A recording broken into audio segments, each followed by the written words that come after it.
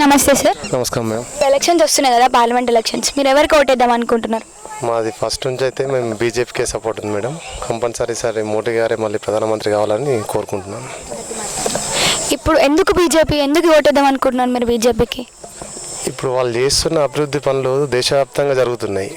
మనకు విలేజ్ తరఫు నుంచి మరియు దేశవ్యాప్తంగా ప్రతి ఒక్కరికి సమానమైన హక్కు, సమానమైన పాలన, సమానమైన వసతులు కల్పిస్తారు. కాబట్టి మేము ఖచ్చితంగా వారికే సపోర్ట్ చేస్తామని అనుకుంటున్నాం. అంటే మీకు ఏం హెల్ప్ చేసిండు? మీ రైతులకు కానీ ఇప్పుడు మీకు కానీ ఏం హెల్ప్ చేసిండు? అంటే మీరు అంత గట్టిగా చెప్తున్నారు కదా మేము ఓటేస్తామని, ఏ నమ్మకంతో మీరు ఓటేద్దాం అనుకుంటున్నారు? మేడం, మనకు మెయిన్గా ఏంటంటే మనం ఓటింగ్ అనేది ఇప్పుడు ప్రపంచవ్యాప్తంగా మొత్తం మన దేశం సైడే వస్తుంది. సో ప్రతి నుండి అది ఇంతకుముందు ఉన్న కాంగ్రెస్ వాళ్ళు చేయలేని పనులన్నీ మోడీ గారు మొత్తం మన గురించి చేశారు. ఇప్పుడు ప్రతి దేశంలో నేను ఫారెన్ కూడా వెళ్ళొచ్చిన, ఎవరు కట్టలేంది ఇప్పుడు మోడీ గారు దుబాయ్ దేశంలో రామాలయం నిర్మించారు. అది అంత ఈజీ కాదు, అందరు పాలన చేస్తారు.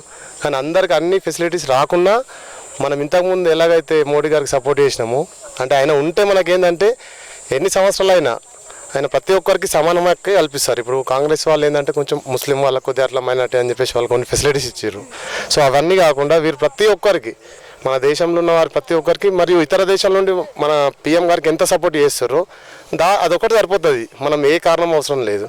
వచ్చే పథకాలు ఇప్పుడు రైతులకు కొన్ని ఇస్తారు, అవి మాకు సంతోషపరుస్తున్నాయి. మెయిన్ ఏంటంటే మొన్న వర్షాలు పడి నష్టమైంది మేడం. ఇప్పుడు చూస్తారు కదా ఎన్ని వడ్లు ఉన్నాయి. ఇప్పుడు నేను మామూలుగా 10 ఎకరాలు వేస్తాను, 2.5 ఎకరాలే అమ్మాను. ఇప్పుడు ఇంకా నాకు 8-9 ఎకరాలు వడ్లు అలాగే అయిపోయాయి. ఇప్పుడు మార్కెట్కి ఇప్పుడు వెళ్ళొస్తే వాళ్ళు ఎంఎస్పీ కంటే ఎక్కువ తీసుకుంటారు కొంతమంది రైస్ మిల్ వాళ్ళు, ఇంకొంతమంది ఎంఎస్పీ కంటే తక్కువ తీసుకుంటారు. సో గిట్టుబాటు ధరలు ఉంది మేడం. ఇప్పుడు అకాల వర్షాలు పడ్డాయి, ఎంతో నష్టపోయినాం. ఇప్పుడు మా దగ్గర ఫోటోగ్రాఫ్స్ కూడా ఉన్నాయి. వర్షం పడ్డప్పుడు ఎలా ఉంది, వర్షం పడకన్నా ముందు ఎలా ఉంది.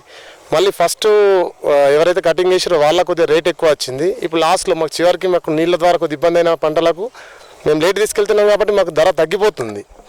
ప్రతి ఒక్కరు ఇప్పుడు ఎండలో అంత పని చేసి వడ్లు అమ్ముకోవాలంటే బాగా ఇబ్బంది అవుతుంది మాకు.